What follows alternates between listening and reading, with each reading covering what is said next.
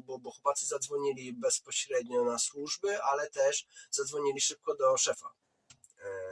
Więc jakby on też włączył się w tą akcję.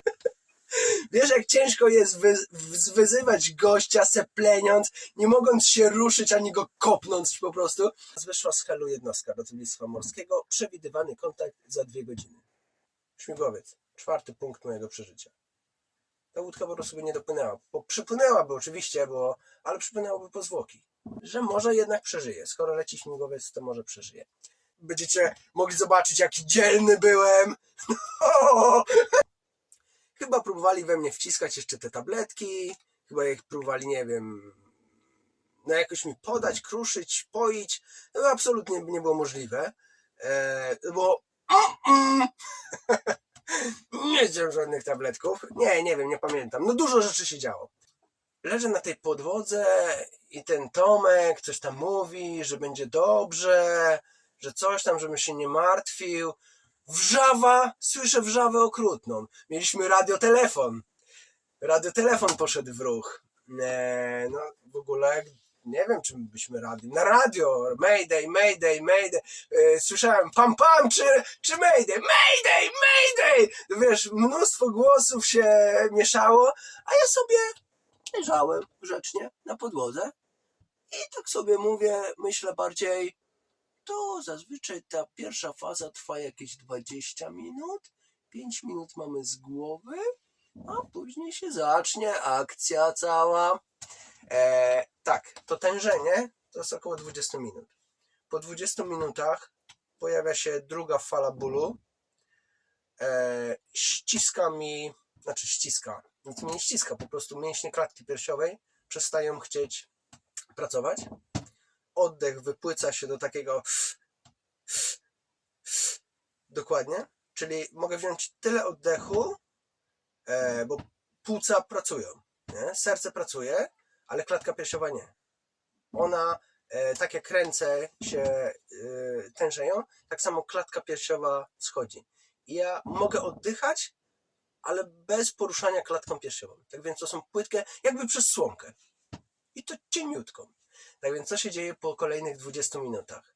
Myślę, że następnych 20 minutach już nie ma.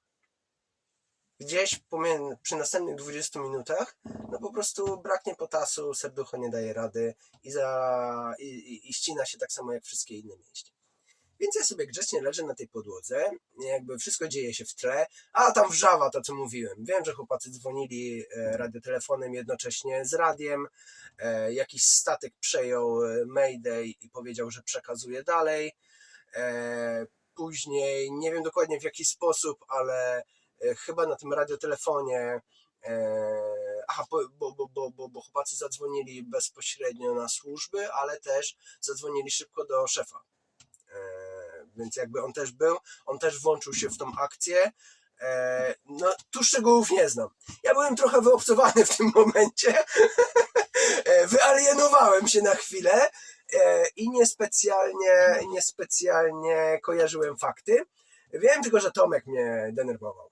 Wszystko będzie dobrze i tak, nie martw się, już wzywamy pomoc. Takie teksty. No co miał mówić? On dostał najgorsze zadanie ze wszystkich. Pilnuj go! A on po prostu, on nie wiedział. Aha, wiem, pamiętam taki moment, w którymś momencie Tomek próbował coś mnie wygodniej ułożyć, czy coś takiego. On nie wiedział, bo on nie wiedział, co się dzieje. Czy on chciał mi nogi wyżej położyć? Wiesz, takie normalne jakby, ja to rozumiem, ja to bardzo doceniam, bo mnie też uczono na wszystkich kursach pierwszej pomocy, nawet jak nie umiesz czegoś zrobić, to zrób, postaraj się, popełniaj błędy, ale nie bądź bierny, po prostu coś rób. I on świetnie się w tej roli spisał. Czy mi pomógł? Nie. Zadał mi po prostu tylko więcej bólu. Ja go w którymś momencie zwyzywałem. Powiedziałem, zostaw mnie! Ja chcę sobie tutaj leżeć! Zostaw mnie! Wiesz, jak ciężko jest wyzywać gościa sepleniąc, nie mogąc się ruszyć ani go kopnąć po prostu, a on mi na siłę po prostu układał, czy on w bezpiecznej pozycji chciał mnie ułożyć, coś w tym stylu, nie wiem. Tak więc tyle pamiętam, jeżeli chodzi o Tomka. Dobra, idźmy dalej, bo historia jest długa. Kolejny etap. Jakby tutaj etap mojego postępu choroby już się nie pogorszy. Jesteśmy na etapie totalnego skurczu całego ciała, niemożliwego do zniesienia bólu, który jeszcze jest, no później nie będzie, ale niemożliwe do zniesienia ból, niemożność właśnie, wiecie, w nocy źle się ułożysz, coś ci ścierpnie i nie możesz zasnąć, bo musisz zmienić pozycję, bo coś tam. To trzeba pomnożyć razy 1000. To wtedy jest wyobrażalna skala niemożności zmieniania pozycji, a jednocześnie w mózgu wierci ci dziurę coś, co mówi niewygodnie ci, niewygodnie, a ty no wiem! To jest taki konflikt interesów i to się dzieje w jednym człowieku. Dobra, to się nie zmieni już do końca, dopóki nie przyleci helikopter. Ale to jeszcze chwila. Ktoś zarządził, krzyczą do mnie, że płynie do nas łódka. Z Helu wyszedł chyba, tam się wiatr, czy sztorm nazywa, coś takiego, jednostka ratownictwa morskiego, że wyszedł i że, chłopacy w ogóle zmienili, część tych informacji dostałem później, ja nie wiedziałem, co się dzieje, ale my później, dzień czy dwa później rozmawialiśmy i to wszystko przeżywaliśmy jeszcze wielokrotnie, kilka razy, każdy ze swojej perspektywy, tak naprawdę później poznałem perspektywę też chłopaków, no bo w trakcie to za nic miałem ich perspektywę, ale byłem zupełnie jakby, jak to się mówi, usprawiedliwiony. Więc chłopacy krzyczą, że że oni zmienili kurs, idą pełną mocą na Władysławostok, jak to ja mówię, na Władysławowo. Dobrze, że my na Władysławostok nie szliśmy. Chyba bym nie wyżył. No dobra, słaby żarcik, ale na czasie. I że idzie do nas, wyszła z Helu jednostka ratownictwa morskiego, przewidywany kontakt za 2 godziny. No i ja byłem na tyle świadomy, że ja mówię chłopakom, to ja raczej nie przeżyję. Ja wiedziałem, że to 2 godzin nie mam. To jakby, ja muszę o tym jeszcze powiedzieć, bo to też były jakby wnioski z przemyśleń w trakcie, ale ja wtedy, leżąc sobie na tej podłodze, nie czułem nawet strachu. Nie czułem... Ten paraliżujący ból był taki, że on... Ciężko powiedzieć, że odbiera zmysły. Bo ja widziałem, słyszałem, mogłem sobie patrzeć w dowolne miejsce. Oczywiście nie ruszając głową, ale w ramach... Jak leżysz na podłodze, to możesz kawałek koi od dołu sobie poglądać. No i na tym to była moja przestrzeń wizualna i ja mogłem sobie patrzeć, gdzie chcę. Więc... Ale pamiętam, jestem tego pewien, że tam nie było bólu, tylko strachu przed śmiercią, czy coś w tym stylu. Nie, po prostu sobie leżałem, czekałem, ale w pełni świadomy, w momencie, kiedy dociera do mnie informacja, za 2 godziny będzie ratunek, no to ja mówię, podzieliłem się z chłopakami i to chyba Tomkowi powiedziałem, bo on był blisko. Mówi, co mówisz? On czujny był, nie? Mogę mieszać pewne fakty, ale to nie jest z racji, że nie pamiętam sytuacji, tylko ja tam byłem troszeczkę zamglony. No i ja mówię, że ja myślę, że mamy 20 minut. Tam powiedziałem mu. Co? No powiedz chłopakom, że mamy jakieś 20 minut.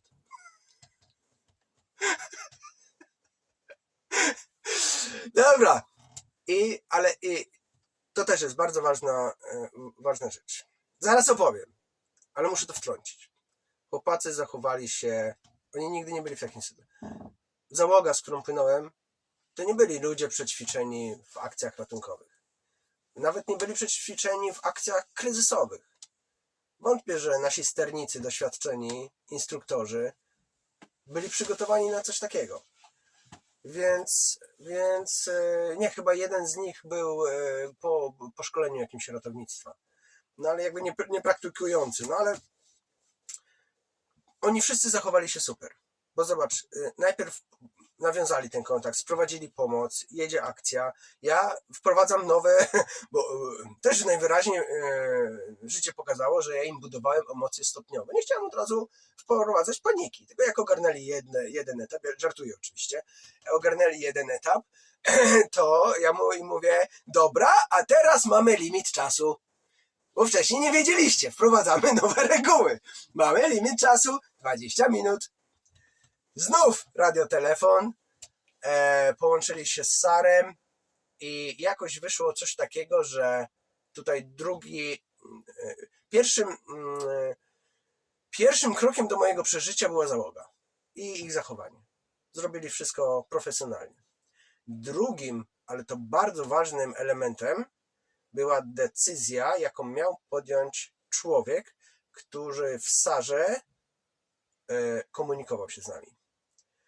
Bo oni powiedzieli gdzieś w którymś momencie, czy przekazali moje słowa, że ja mówię, że nie mamy tyle czasu, i nawiązała się dyskusja, ale o co w zasadzie chodzi? Jaki jest problem? Bo wcześniej było Mayday, Mayday, Mayday, ktoś nam tu umiera. To było coś takiego, bo chłopacy też nie wiedzieli, co się dzieje.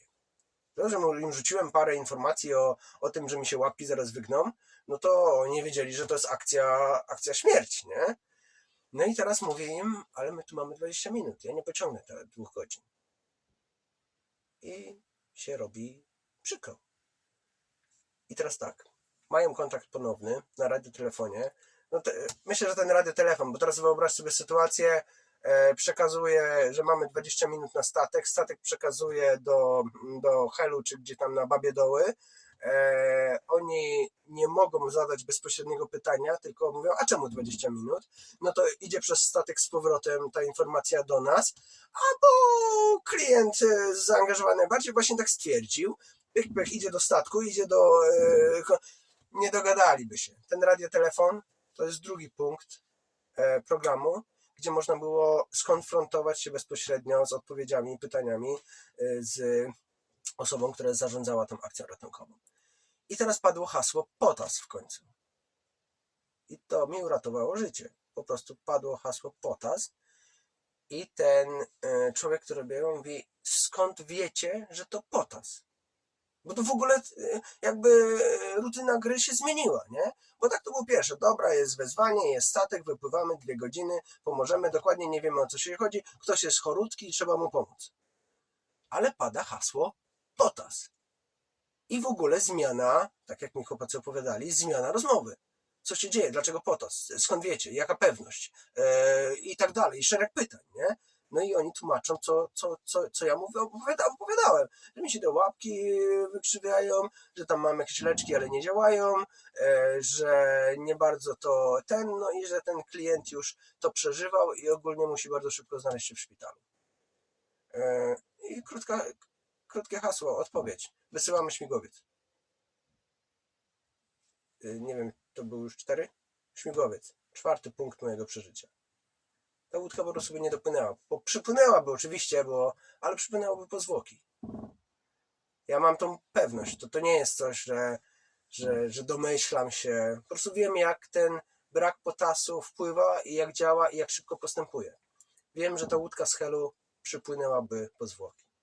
No i teraz bardzo dużo rzeczy zagrało. Ja to wiem. Ja mam tą świadomość, ja często do tego wracam, że to załoga, że ten człowiek, który zdecydował, bo załoga, radio, wszystko mogłoby zadziałać, ale gdyby ten człowiek tam nie zdecydował, gdyby on nie wiedział, gdyby nie był wyczulony, wyszkolony i wyczulony na słowo POTAS, to i gdyby on nie miał wiedzy medycznej, bo w jakiś sposób wiedza medyczna też jest zagrała w tym wszystkim i nie wysłałby śmigłowca, no to wiem, jakby to się skończyło. Ja po całej akcji, chyba dzień po, jak już wyszedłem ze szpitala, a później jeszcze się wysypiałem, a może 2 dni po akcji, znalazłem numer, zadzwoniłem tam, powiedziałem, że jestem klientem ostatnio tego lotu z Bałtyku, że chciałem wszystkim podziękować, a w szczególności osobie, która wyłapała i właściwie zdiagnozowała problem potasu. I podziękowałem jeszcze raz, że super akcja, ale przede wszystkim bardzo za wiedzę i za profesjonalizm i że wydaje mi się, że muszę podziękować, nie? Że chcę, no, nawet mi się nie wydaje. I co było ciekawe, w ogóle nie byli przygotowani na coś takiego. W ogóle. Nie czułem po drugiej stronie słuchawki kompletne zaskoczenie. Najpierw cisza, a później dziękujemy, to nasza praca, coś w tym stylu. Jakiś gościu na szybko wymyślił jakąś odpowiedź, ale czułem, że są kompletnie zaskoczeni, że zadzwoniłem, że cokolwiek powiedziałem, że podziękuję.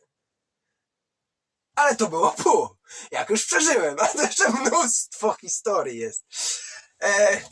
Dobra, jesteśmy na etapie, Ola krzyczy, jesteśmy na etapie, gdzie wiemy, że leci helikopter. We mnie się obudziła taka, mówię, w tym moim patrzeniu, gdzie oglądam tą sobie koję od spodu, mówię, czyli szanse wzrosły. Nie, ja też czułem i pamiętam, że doszło do mojej świadomości, że okej, że może jednak przeżyje. Skoro leci śmigłowiec, to może przeżyje. Dobra, hasło numer 2. Śmigłowiec leci, tam do mnie coś rzucili i było dajcie go tu do kokpitu. I ja tak sobie pomyślałem wtedy, jak to słyszałem. No ja rozumiałem to, nie? No helikopter mnie z mesy nie zabierze. Dajcie go tu do kokpitu. Chłopaki też nie wiedzieli za bardzo jak podziałać, jak zadziałać. Wiedzieli, że leci helikopter. I to wszystko. Później o tym rozmawialiśmy. Nie było ustaleń. Po prostu leci helikopter. Pozycja, helikopter, kurs, prędkość mieliśmy podać. I nie wiem, czy mieliśmy odpalić flarę, czy nie, ale jak chłopacy zaczęli słyszeć helikopter, to nie flara, tylko takie coś się świeci. Taka lampka, co robi. Wypadło mi z głowy. Bo flara leci w powietrze, a to jest takie... No, to takie coś było. Jasno, znaczy czerwono zrobiło się chyba do horyzontu. Co ważne, w opisie tego filmu będzie link do oryginalnej akcji właśnie oczami tego śmigłowca. Nie wiem, czy tamta flara właśnie nie będzie widoczna. Nie wiem, co będzie widoczne, ale to jest normalny, czarno-biały film z zawisu śmigłowca nad jachciem, całej operacji ściągania mnie tam są frunę. Będziecie mogli zobaczyć, jak dzielny byłem. Tak więc w opisie koniecznie zobaczycie. Czasami sam sobie lubię ten filmik obejrzeć i będzie to, o czym teraz będę opowiadał. Ale z lotu ptaka. Coś mi zesztywniało. Zmiana nóg, zmiana halsu. Dajcie go tutaj do kokpitu. I ja tak sobie dotarło do mnie coś w stylu ała. Oczyma wyobraźni mojego zbolałego mózgu wyobraziłem sobie, że ja tak grzecznie leżę, a oni teraz zadadzą mi tyle bólu, żeby mnie stąd wytachać na kokpit. I mi się chyba nie wiem, czy na tym etapie się nie popłakałem. Aha, bo w ogóle nie wspomniałem wcześniej. Ja też mało widziałem, bo ja cały czas płakałem. Przez ból.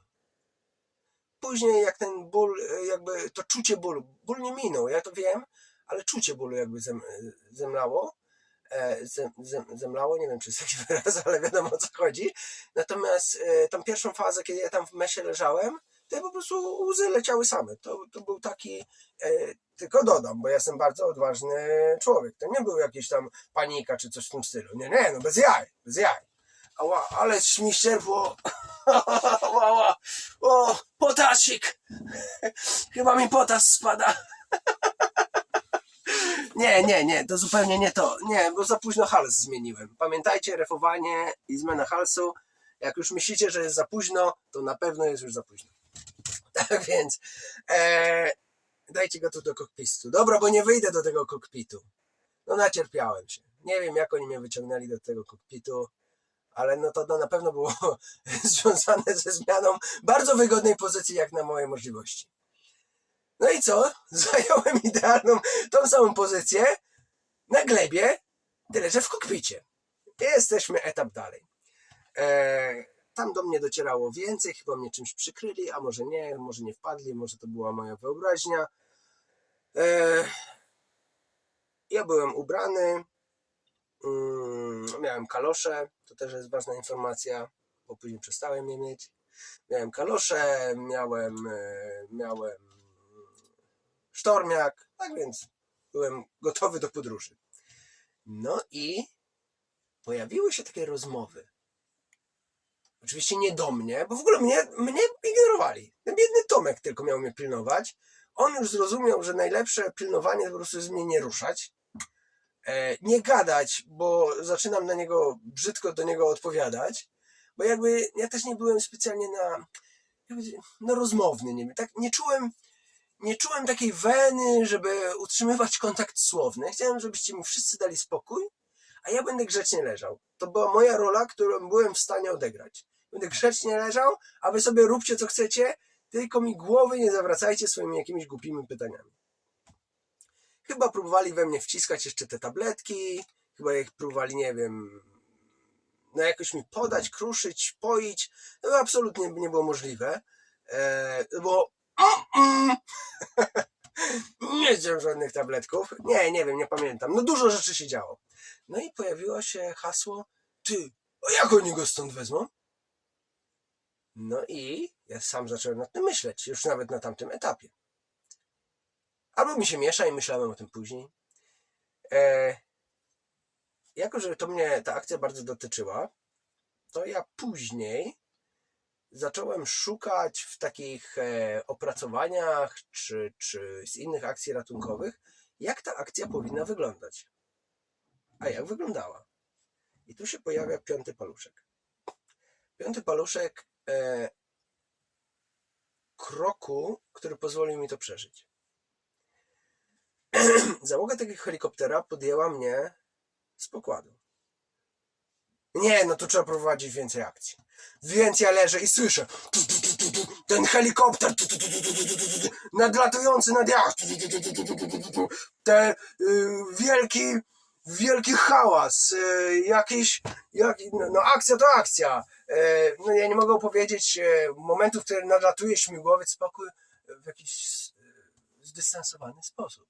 Nie, no to się działo, to po prostu był helikopter w ogniu, nadlatuje, zrzuca linę, załoga łapie tą linę, chyba, nie pamiętam, czy wiązali ją do jachtu, chyba tak, chyba wiązali, do tej liny chyba zeszła, to była taka linka, taka rzutka, żeby w ogóle złapać jacht. Później po tej rzutce zjeżdża nurek, znaczy on nie planował nurkować, ale był chyba ubrany jak nurek, no tak czy inaczej, gotowy gościu do akcji, wielki jak szafa, no to było coś takiego. A ja sobie leżę na tej podłodze i cała zabawa mnie mija. Ja tylko widziałem rozbłysk czerwonego światła. No jak odpalili tą racę, wypadło mi, raca. Oni odpalili tą racę, zrobiło się czerwono aż do horyzontu. Mój horyzont był mniej więcej taki, więc cały horyzont czerwoniutki. Ja jeszcze oddycham, więc mówię, może to jednak przeżyję. I to już jest ten etap, gdzie ja już nie czułem bólu. Czułem niemoc, czułem właśnie to zesztywnienie, czułem pozycję, która mnie otacza, słyszałem dźwięki, byłem całkiem świadomy. To jest chyba straszne w jakimś dużym momencie. To jest z mojej perspektywy też bardzo straszne, że ja to wtedy czułem, że byłem absolutnie świadomy wszystkiego. Miałem jakieś zastoje, gdzieś mi się coś rozmazywało, ale świadomość była bardzo silna. Ale też świadomość, bo tak jak na początku ten nie chcę tego chorobą nazywać, tylko ten atak na początku postępuje szybko, tak później on bardzo zwalnia, ale ten postęp jest cały czas wyczuwalny. I ta niemoc człowieka coraz bardziej rośnie. I chyba na tym etapie już byłem pogodzony. Z jednej strony była nadzieja, no bo leci helikopter, ale ja nie wierzyłem, że że teraz ten transport do szpitala, że oni zdążą. Bo jednak to wszystko musi lecieć, gdzieś tam, trwać i tak dalej. I ja czułem, że nie, że to się nie uda. To miałem takie przekonanie w sobie wewnętrzne, że to mój zegarek, ta linia, która doprowadza do końca potasu w organizmie, jest już tak malutka, a tu jeszcze tyle rzeczy trzeba zrobić, żeby mnie gdzieś tam zawieść i ten potas podać.